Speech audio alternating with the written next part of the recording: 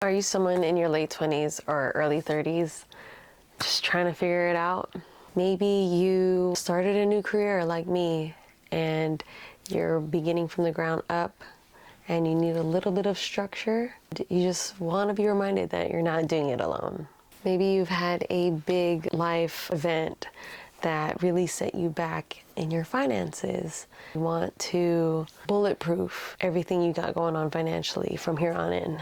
Maybe in all the midst of that, you still want to be in the best shape of your life. Let me know if I'm the only one in this, or if this is just a common part of entering this decade of your life. Well, I'm 32 and I feel like I'm starting life over. My 30s is how I am being born into a new version of myself. They say that the 20s was like the best time of your life. And I know for sure, even in my first 3 years, being 30, 31 to 32, first 3 years in my 30s, I've actually had more revelations in that small time span than I have had in my 20s altogether. And what a beautiful but crazy and scary journey it has been. And to be honest, it's actually, there are some parts of my life, like the ones I've mentioned to you in my career, my finances, and my fitness, that has been on a decline. And it's actually so frustrating because I've been in this endless cycle of dwelling on who I used to be back in my 20s, how much money I used to make when I was at a office job that I didn't really like, how fit I used to look when I had the strength, patience, and time of a mid-20s-year-old. But now, as a woman coming into my 30s, adapting an entirely new lifestyle, being a barber hairstylist, and haven't dialed in where my body is as a 32-year-old woman, it is going to be a journey. I actually wanted to take this podcast to just help me document like where I'm at and what I'm going through, because I feel like I know I'm not alone in this whole thing. There are other people, men or women, that are still trying to get their footing in their 30s. Just figure it all out. But living in this time, I feel like there is so much more potential that is untapped that we have more awareness of. And maybe that's what's making us different. Like being a millennial, we've been conditioned to believe there's like only one way to go about things. But literally probably in the past, probably since honestly the pandemic, the paradigm has shifted.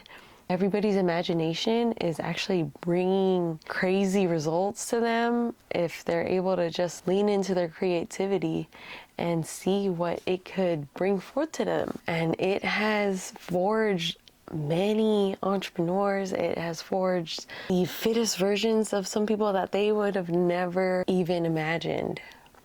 So I'm thinking, what's stopping me from being one of those people? Honestly, I'm already past why or who, am I one of these people? I'm gonna tell you right now, I actually fully believe that I have yet to get into the best shape of my life. I have yet to make my first million, my first 10 million. I have yet to enter pathways in my career that I couldn't even dream up.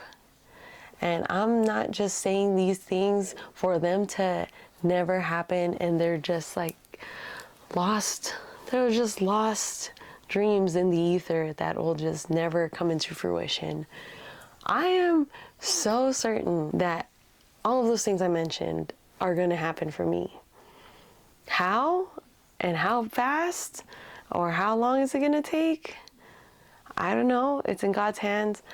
However, I'm taking the baby steps forward to propel me into those directions.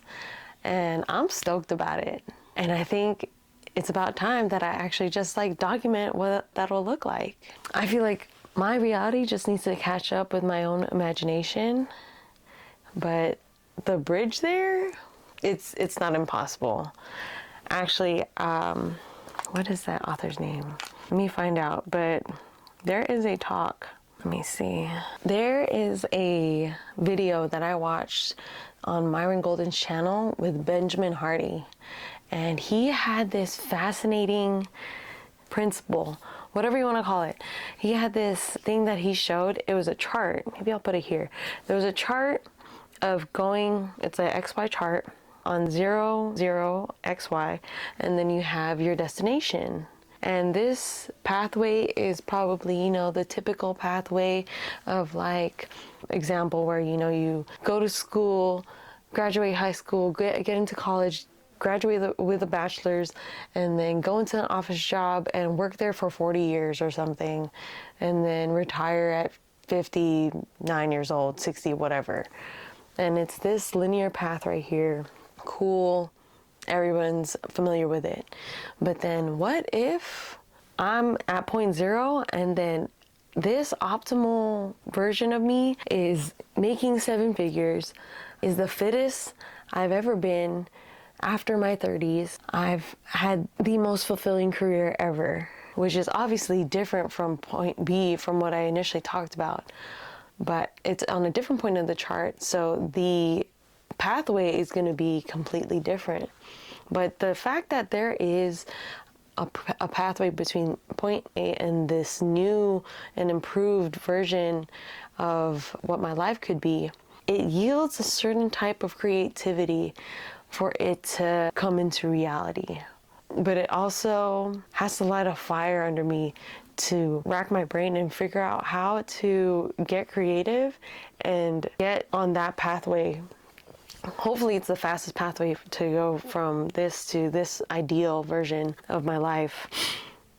I don't want to get ahead of myself, but I just know that there is a possibility, or it can happen, is all I'm saying. But like I said, I don't want to get ahead of myself, because the purpose of this podcast is actually to document the slow and intentional and even repetitive process to get where we need to go. Because it's in the repetition, and even to a point where the repetition gets boring, that you're able to achieve success. Because trying to go like from point A to point B, but you're change it up, figure out like, oh, this is cool, let's follow that, this is whatever.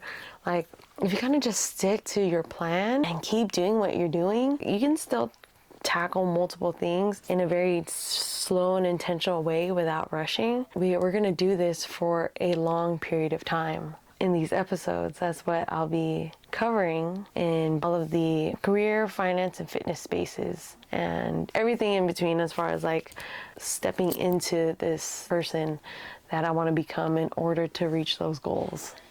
I don't know if that makes sense, but the main point is that things are going to take time and they're going to take patience. And patience has been this anchor that I've been called from the moment I received a Bible verse when I went on a religious retreat in high school.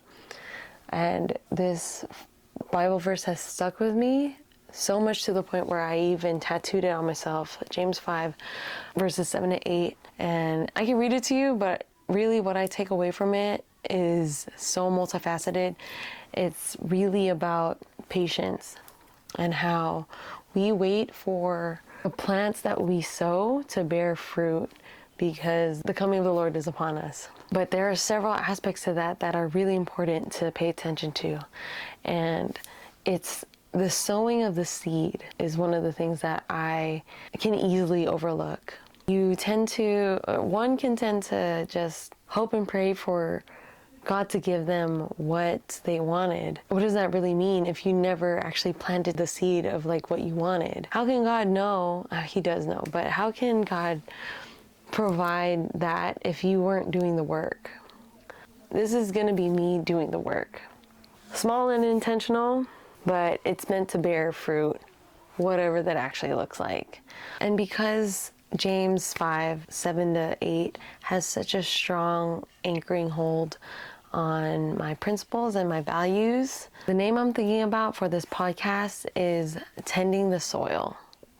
And it really calls to the idea of when you plant something, you have to take care of the place that it is planted, and how the soil is so important to the foundation of whatever you're growing, whether it's a flower, plant, crops, or a tree. You won't be able to grow anything on gravel, on sand, on poorly tilled soil.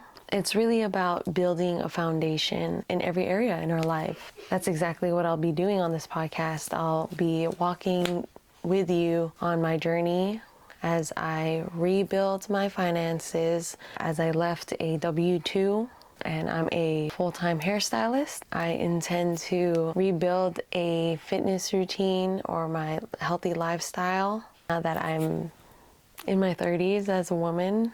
I'm looking to really understand and accept my identity. It's so crazy. The more I name stuff, the more accountable I am to the things that I want to take on and possibly document. But it's almost like a rebuilding. I'm starting from a garden that has remnants of the past, but we're planting new seeds this time. And I am excited to harvest whatever the garden is able to yield. But of course, a garden isn't grown overnight. It takes seasons. It takes years. It takes patience, all of which is so necessary in every single area of my life. And I know I'm not the only one going through it. So hopefully, as I work through all of these things in real time with you guys listening and watching by my side, maybe it'll help you too. And we can all do together. And I'd love to give you that permission to start from a garden that is empty, but it's not barren. Start from ground zero, whatever that might look for you. And know it's okay to start from there, as long as you have the seeds at hand and we're ready to plant them. So I want to thank you so much for listening in, and I can't wait for the next episode. Until then, bye.